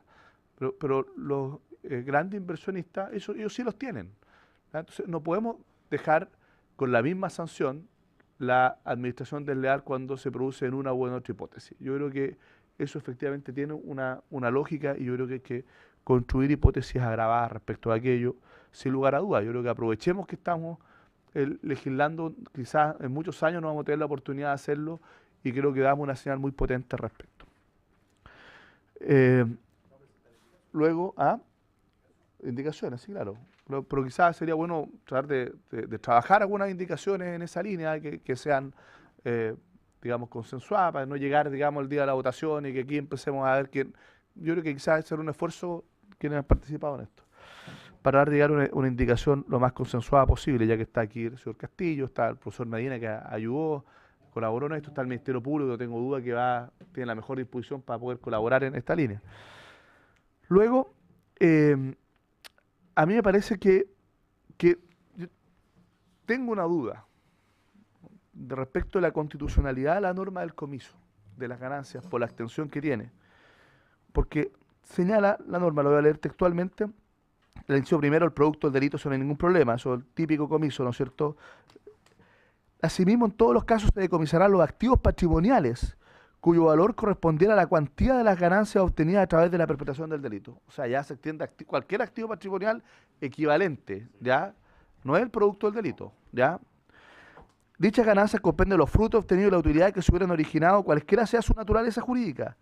Las ganancias comprenden asimismo las que hubiera obtenido una persona que no hubiera intervenido en el hecho, siempre que el responsable hubiera actuado o omitido en su beneficio. Y a mi juicio, la amplitud de la norma del comiso podría estar, ¿no es cierto?, infringiendo, ¿ya?, lo que está en nuestra Constitución política, particularmente, ¿no es cierto?, en el artículo 19, número 7, letra G, donde dice: no podrá imponerse la pena de confiscación de bienes sin perjuicio del comiso en los casos establecidos por la ley, ¿no? Pero dicha pena será precedente respecto a las acciones ilícitas. O sea, aquí estaríamos, a mi juicio, ya cuando ya vamos más allá de los efectos y productos del delito, ante una pena de confiscación que está expresamente prohibida por la Constitución política. Entonces, yo tengo temor de que al final la extensión que se le da al comiso, que va más allá, ¿no es cierto?, de los productos y efectos del delito, termine cayéndose en el Tribunal Constitucional, porque podría interpretarse, aquí estamos hablando, ¿no es cierto?, de una verdadera confiscación, y eso está prohibido por nuestra Constitución. Entonces, tengo una duda, que la confiscación es mucho más amplia, cualquier bien, y el comiso tiene que ver con los productos y efectos del delito, simplemente, ¿ya? Entonces creo yo que aquí hay, en definitiva, hay un problema, a mi juicio, que podría haber de constitucionalidad. Yo entiendo lo que se persigue con la norma.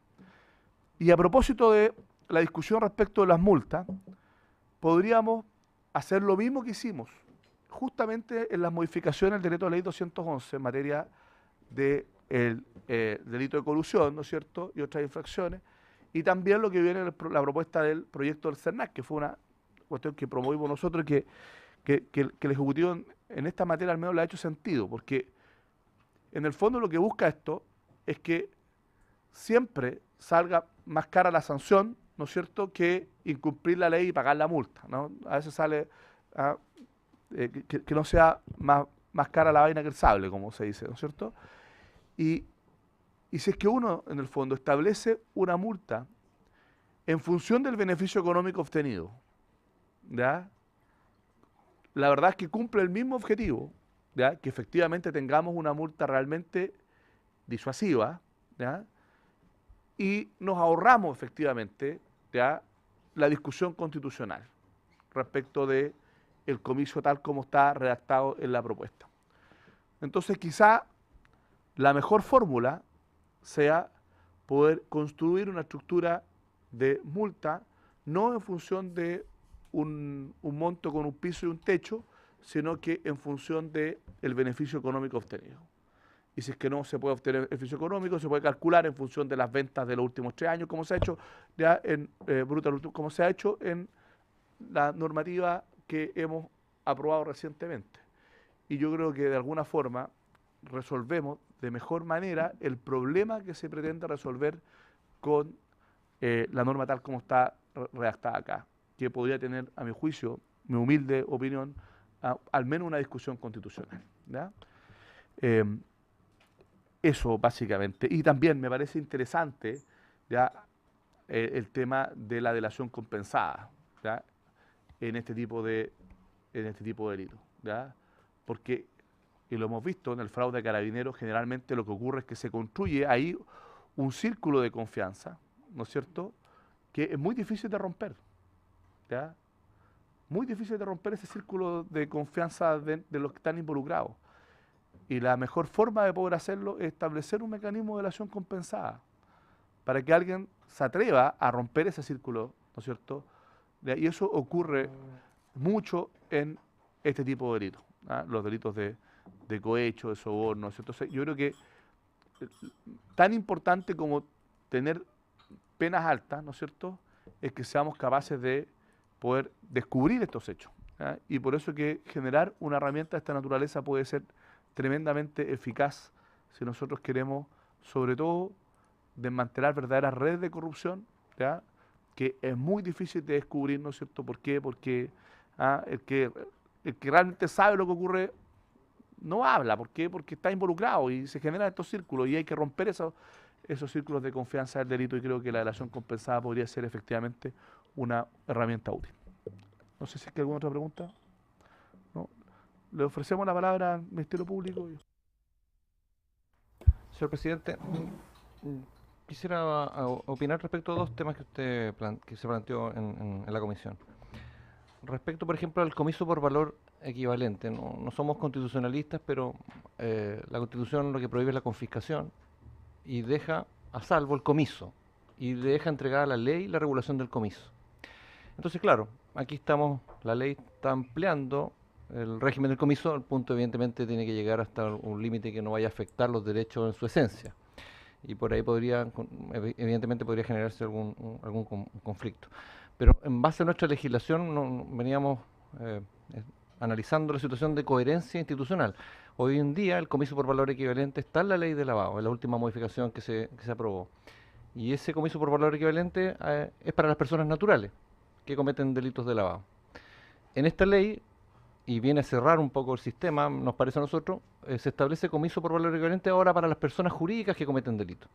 Entonces,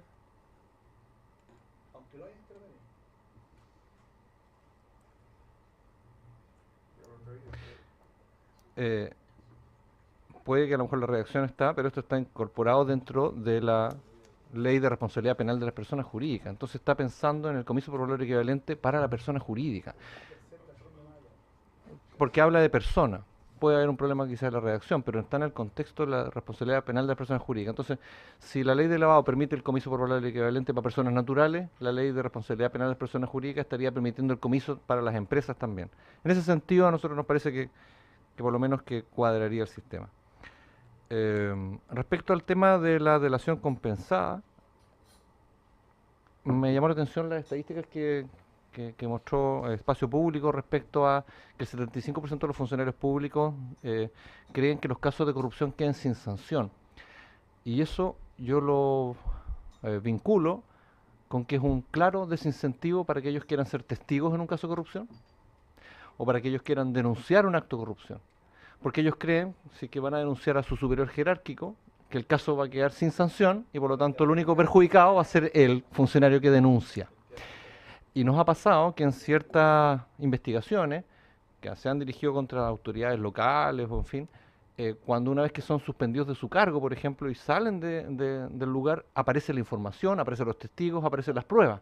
Mientras la autoridad está ejerciendo el cargo, mantiene un cierto control respecto de quienes están ahí, y por lo tanto, efectivamente, esa encuesta revela, a nuestro juicio, algo sumamente grave, que efectivamente nadie va a querer ser testigo, nadie va a querer denunciar, y por lo tanto, si son partícipes en el delito, si, no sé, si el jefe de finanzas que ayudó a firmar los ingresos que van a permitir que alguien apropie de dineros públicos, bueno, unas normas de delación compensada efectivamente serían muy útiles en este sentido, la detección de casos y en la mayor cantidad de denuncias, sin perjuicio de otras normas de protección de denunciantes que a lo mejor debiésemos también como país avanzar y que están en los estándares internacionales también, que dice que Chile está un poco al debe porque tenemos una ley de protección al denunciante que tiene hartos defectos, ¿ah? Y que eso también podría ser quizás materia de otra iniciativa. No sé, si Andrés, ¿tú quieres complementar? ¿Se escucha? ¿Ahí sí? Ya. Sí, la verdad es que comparto la opinión de Hernán. El único problema, y aquí el llamado de atención respecto de la delación compensada, es a tener cuidado con el nivel de incentivo, porque hay ciertas cuestiones ético-jurídicas implicadas en cuestiones tan, por así decirlo, beneficiosas como la delación compensada el efecto de la delación compensada que se otorgó en materia de libre competencia. Nosotros nos oponemos a las herramientas premiales que, por así decirlo, premien conductas postdelictuales en pos del descubrimiento de la verdad. Lo que llamamos la atención es que ese beneficio sea mesurado y que no implique una patente de corso para aquel delincuente que sí cometió delitos graves, dependiendo obviamente del delito de que se trata. O sea, el nivel de beneficios que se obtuvo en materia de libre competencia es inusitado en el contexto nacional. O sea, de la delación compensada, sí. Pero tuvimos, bueno, ahí tuvimos estuve varios... Sí, claro, estuve en la comisión, me tocó participar en el Senado durante varios meses de la discusión personalmente, y también tuvimos esto en materia de mercado de valores recientemente con la reforma y la creación de la Comisión de Mercado Financiero, que también incluye una... Entonces, hay que tener cuidado porque, en el fondo, en esos ámbitos, la delincuencia económica quedó privilegiada respecto de la delincuencia de otro tipo. Por ejemplo, en asociaciones ilícitas terroristas, no hay beneficios de tal intensidad como los que tienen las personas que se ocupan. Entonces, en materia de tráfico de drogas, tampoco el traficante que coopera con la justicia tiene una exención total de responsabilidad penal. Entonces, son herramientas interesantes, son herramientas que pueden incentivar, más allá de que además hay literatura económica reciente muy importante que da a entender que la delación compensada, los programas de clemencia, que hasta el nombre cambia en el derecho norteamericano, nótese, programas de clemencia, pero que esos programas de clemencia solo funcionan cuando el cartel ya está desestabilizado. Pero más allá de eso, hay que tener como expectativas mesuradas y beneficios proporcionales a los injustos de que se trata, pero efectivamente las herramientas premiales pueden ser utilizadas y sirven. Quisiera además agregar algo de la oportunidad, porque creo que con el profesor Medina, respecto de la administración desleal, que fue una de las cosas que se comentó acá, el profesor Medina parece que, y la posición del Ministerio Público se diferencian en cuál es la oportunidad para mejorar nuestra legislación respecto de los administradores del patrimonio ajeno y las penas que merecen. Bueno, precisamente el proyecto de ley que estamos viendo se llama de corrupción entre particulares, o sea, hace cargo de la corrupción de los particulares. Y no hay corrupción mayor quizá en el sistema chileno de particulares, de aquellos que administran el patrimonio, por ejemplo, y perjudican a los fondos de pensiones por la vía de la autocontratación y la generación de beneficios propios y la expropiación consecuente de estos fondos.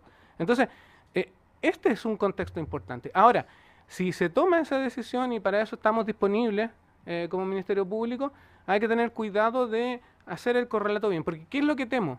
¿Cuál es el temor? Y acá yo vengo como representante de una institución, ¿no es cierto? Y una institución que tiene una misión persecutora. Lo que temo es que por la vía de la creación de este tipo genérico de administración desleal con penas bajitas, entonces el día de mañana quienes defraudan al mercado de valores en su integridad y a los fondos de pensiones eventualmente en particular, puedan decir, no, el que me aplica es el delito de administración desleal, del 470 número 11, y no la ley de mercado de valores, porque esto viene a especificar entonces. Y entonces se genera una descompensación en el sistema con la agravación de que, como dijo el profesor Medina, la ley de mercado de valores tiene otras penas que son tanto más disuasivas que las penas propias del relativo de libertad, que son la inhabilitación como director o gerente por un tiempo determinado. Entonces, en el evento en que se tome esa decisión, tienen que ponderarse esos dos factores. Eso y... hay un tema también para complementar el argumento respecto de ¿por qué no es confiscación? La garantía constitucional lo que pretende es evitar que quien ha obtenido propiedad de manera lícita pierda esa propiedad sin causa o justificación. ¿Ah? En el caso de que estamos hablando del comiso de valores equivalentes, por bienes de valor equivalente, hay un delito precedente que se sanciona con por parte de un ente que posee jurisdicción. Y más importante aún, no hay una garantía constitucional, y ojo que esto tiene que ver también con el cambio de siglo, de sistema. No hay una garantía constitucional a mantener un patrimonio formado ilícitamente. Y el problema del patrimonio es que se constituye en base al principio de subrogación real. O sea, los bienes que entran compensan los bienes que salen. Si entra dinero, o sea, sale un bien, entra dinero, subrogación real, en el patrimonio de una persona. Y eso es lo que se viene a hacer cargo de esta institución, que es producto de los nuevos tiempos y de la nueva forma de atacar el sistema. Entonces, se trata de por así decirlo, un comiso que tiene relación con algo que ocurrió en un tiempo 1, que es un delito, y que viene a compensar entonces la extracción ilícita de bienes, efectos del delito que no han podido ser encontrados en el patrimonio de ese delincuente porque ha aprovechado la estructura del patrimonio. Pequeño paréntesis solamente. Sí. Lo que pasa es que a mí el tema de la equivalencia no es lo que me hace ruido, sino me hace ruido el inciso tercero, que dice, las ganancias comprenden asimismo lo que hubiera obtenido una persona que no hubiera intervenido en el Perfecto. hecho. ¿Ya? Perfecto. Siempre que el responsable hubiera actuado o omitido en su beneficio. Esa es la norma Ya. la que me hace ruido. ¿Ya? Ya. Presidente, ¿puedo pedirle algo respecto a esto mismo? Esto mismo para que después pueda responder. Sí, claro. Lo que pasa es que creo que es muy importante respecto del posible choque, por llamarlo de alguna forma, o la confusión entre delitos que están descritos en la ley de mercado de capitales y estos otros. Entonces me parece que sería necesario para nosotros tener... Ahí sí. Me parece que sería necesario para nosotros, al momento de la discusión de esta ley, ambos proyectos para efectos de poder comparar las penas y no cometer un error y en el fondo que esto deje ese mismo tipo de situaciones en peor estado como están actualmente. Así que pedirle, no sé si a la biblioteca o a la secretaría, si puede conseguir esas normas y tenerlas a la vista al momento de ir discutiendo en particular este proyecto. Sí, perfecto. Le vamos a pedir ahí a la Secretaría que se coordine con la biblioteca para poder hacer un análisis de lo mismo. Profesor Medina. Muchas gracias, señor presidente. Voy a hacer primero brevemente cargo de la inquietud del diputado Esquella.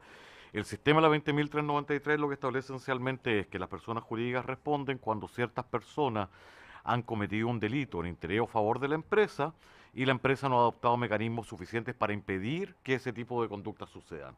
¿Y cómo cumple esos deberes? Con un modelo de prevención del artículo 4. Ese es más o menos el esquema de la ley, es voluntario. ¿Eso genera un atenuante o una eximente? Una eximente responsabilidad. Hay dos tipos de modelos en el mundo, los países que tienen mera atenuante responsabilidad y otros que tienen eximente. El único país relevante que tiene todavía un modelo de mera atenuante es Estados Unidos. Italia, que fue donde nosotros tomamos el modelo, lo tiene como eximente. España lo va a incorporar como eximente también. Y la verdad es que si uno revisa la literatura en Estados Unidos, los últimos años todo el mundo dice, ¿sabe qué? Hagámosle un eximente de una vez por todas, porque así es como funciona mejor en todo el mundo.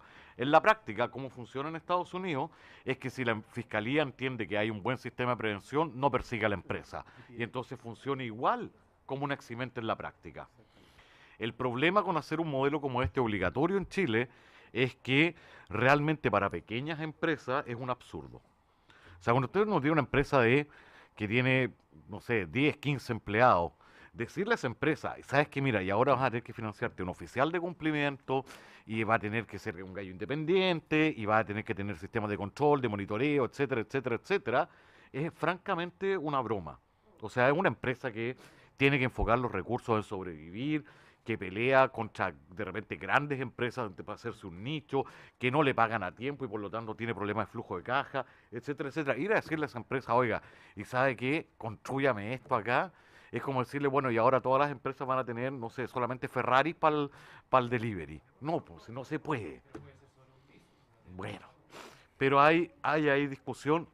En la práctica yo creo que la jurisprudencia puede solucionar suficientemente los casos de empresas muy pequeñas en los cuales realmente no era exigible que tuvieran un modelo implementado, sino que simplemente tuvieran medidas de control suficientes. Y eso yo creo que es una cuestión que por lo menos está operando y va a operar bien en la práctica. Respecto a funcionario público extranjero, señor presidente, yo tengo la sensación de que no hay ningún vacío de impunidad. Yo creo que la norma está suficientemente armada por acciones o omisiones.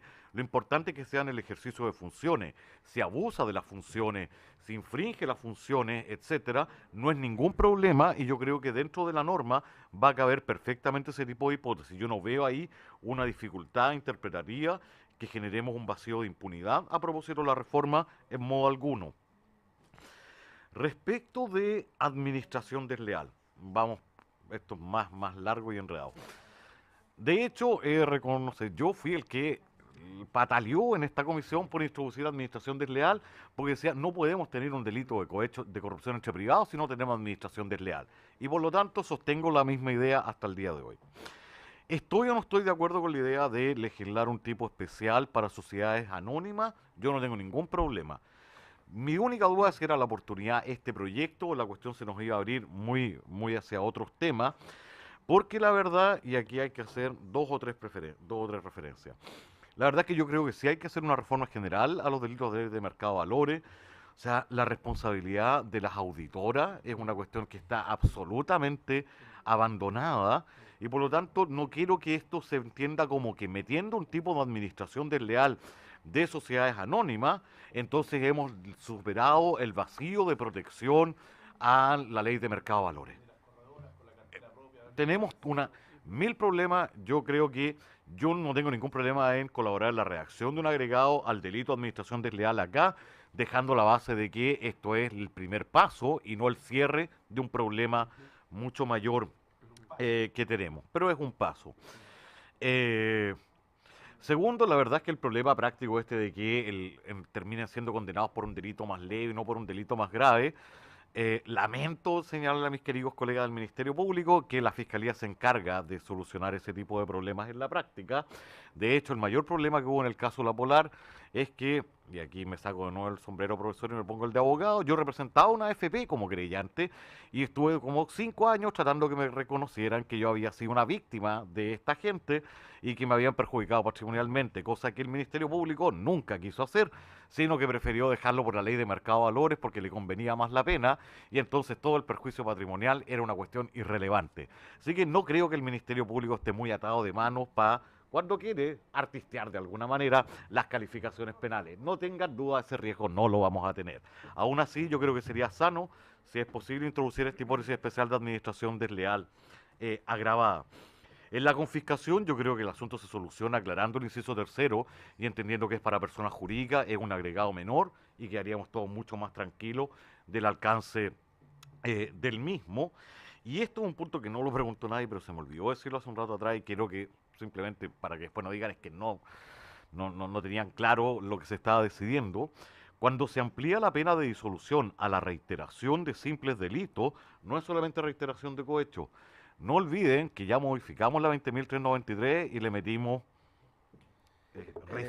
receptación. Y entonces una empresa que tenga dos condenas de receptación va a poder ser disuelta. Le vamos a colocar ahora eventualmente administración desleal. Entonces igual, no digo que no sea que sea una mala idea, pero tengamos claro que estamos ampliando mucho el campo de la disolución como sanción. Y por último, yo sí me abriría absolutamente a la idea de hacer alguna reformulación de la pena de multa en el sentido de considerar efectivamente una proporción de ventas o de ingresos de la compañía por una cuestión más proporcional en el mismo sentido de lo demás. Y termino con delación compensada. Yo creo que es un tema fundamental, pero creo que se concrece el alcance de este proyecto. Yo creo que hay muchas materias en las cuales se necesita delación compensada. Yo creo que los sistemas de delación compensada a nivel global son muy distintos. Están desde los sistemas que le pagan un porcentaje de la multa impuesta a la empresa al sujeto que denunció, que es lo que más se usa ahora en Estados Unidos. si se fuera la oportunidad y en algún minuto el Ejecutivo quisiera revisar la delación compensada, con el perdón de ustedes, pero yo volvería a revisar la de libre competencia, porque ahí yo creo que las cosas como la ve la Fiscalía Nacional Económica, como las va a ver el Ministerio Público, van a chocar de manera estrepitosa, dos instituciones que nunca han tenido muy buenas relaciones más encima, y ahora van a tener un nuevo motivo de conflicto. Yo creo que ahí se requiere un poquito más de regulación más. No, pero si ellos lo saben, si no es culpa de ustedes, pero las instituciones no se llevan bien. ¿Qué vamos a hacer? Yo creo que habría que hacer un proyecto integral de revisión de la delación compensada.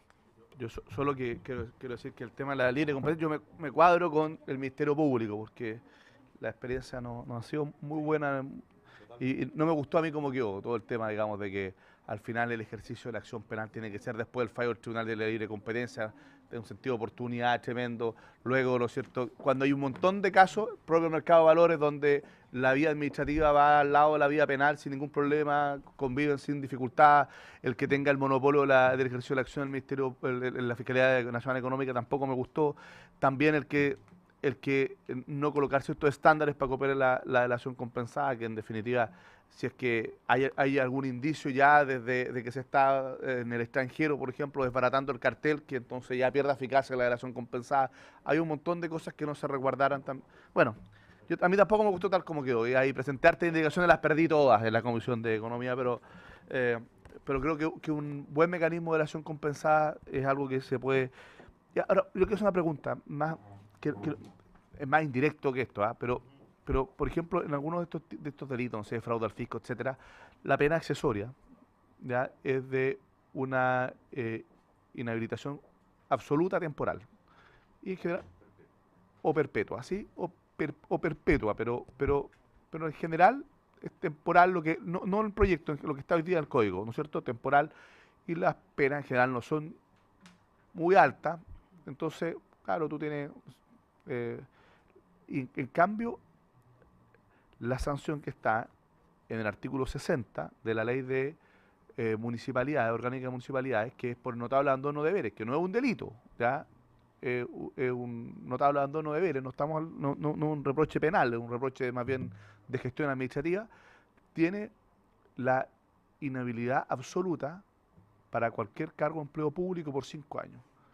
A mí me parece que es un poquito desproporcionada esa norma de la inhabilidad por 5 años absoluta para cualquier cargo de empleo público, que es similar a lo que tiene la acusación constitucional, que ya la estamos tratando de modificar ahora en un proyecto bien transversal que presentamos, que es uno de los de las sanciones, digamos, que está esta inhabilidad absoluta por 5 años para cualquier cargo de empleo público, el caso de la acusación constitucional. Parece desproporcionada, y una norma similar está en el artículo 60 de la Ley Orgánica de Municipalidades. A mí me parece que también esa inhabilidad por 5 años ya es desproporcionada, ¿ya? Desproporcionada, y quizás sería una buena oportunidad quizás tratar de arreglarlo ahora a partir de los cambios que se están haciendo. Eso. ¿Alguna otra pregunta? ¿Quería hacer algo? ¿No? ¿Estamos?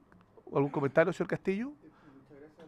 Señor presidente, desde luego agradecer también a la Comisión por haber continuado la vista de este proyecto, y como Ministerio de Justicia, obviamente de todo lo que se ha planteado acá, agradecemos las exposiciones, estamos llanos, si es que usted, presidente, así lo considera, para los efectos de poder trabajar con quienes se estime por usted y por el resto de los honorables diputados, para los efectos de poder eventualmente apoyar con algún tipo de indicación. Como usted sabe, lo que nos importa es ojalá poder avanzar con este proyecto dentro de los ámbitos de las ideas matrices también del proyecto. Quisiera, a su vez, también, aprovechando que están los diputados, señor presidente, comentar también que hoy día en la mañana en la Comisión de Constitución del Senado se aprobaron también todas las indicaciones que se habían hecho en el proyecto de entrevista grabada por esta honorable comisión, y por tanto el proyecto quedó en condiciones de ser también votado en la sala. Quería agradecerles también eso. Muchas gracias. Yo me hubiese gustado que el Senado también hubiese aprobado todas las modificaciones que hicieron del proyecto que pasó por la comisión y por la Cámara primero. Entonces me llaman, por favor, que estoy teniendo una comisión, ¿ya? Lo lograremos. Entonces, eso espero, ¿ya? Yo solamente quiero plantear lo siguiente. Mañana, después de un par de invitados que tenemos, vamos a votar en general este proyecto. ¿Ah? Porque no estamos citados a votar, y probablemente hay muchos que sí les interesa participar de la votación y que no están porque no estamos citados a votar. Entonces vamos... No, mañana vamos a votarlo en general. No estábamos citados hoy día, vamos a votar mañana. Entonces, bueno, ya. No, si puedo, pero por respeto a los colegas que no están, que probablemente les interesa votar en general este proyecto. Entonces, no estamos votados. Entonces, estamos. No. ¿Ah? Sí. Entonces, vamos a votar mañana al inicio de la sesión en general y después vamos a escuchar a los invitados. ¿Ya? Pero no hay problema. Yo lo que sí puedo, si en general, si usted no, los que no van a estar, que se consigne el voto mañana. ¿Eso no se puede? No se puede. Pero mañana no se puede. Bueno, lo que sí es que vamos a votar de vuelta a la distrital en particular, ¿ya? Y lo que le creo representar a la comisión, queremos pedirle, si es que es posible, que se puedan trabajar indicaciones en la línea que lo que planteamos nosotros, que además no requieren ni siquiera el patrocinio del Ejecutivo, podemos presentarla a nosotros, pero la idea es que tengan un nivel importante de acuerdo, ¿no es cierto?, entre el Ministerio Público, ¿no es cierto?, el profesor Medina, y queremos abusar de su disposición a colaborar, Ministerio de Justicia y no sé si Espacio Público lo opinan igual, y que podamos ojalá revisarlas antes de que lleguen a la comisión con los que estemos interesados en esto, ¿no es cierto?, ya, y que podamos ojalá despacharlo sin mayor problema en la discusión particular. ¿Ya?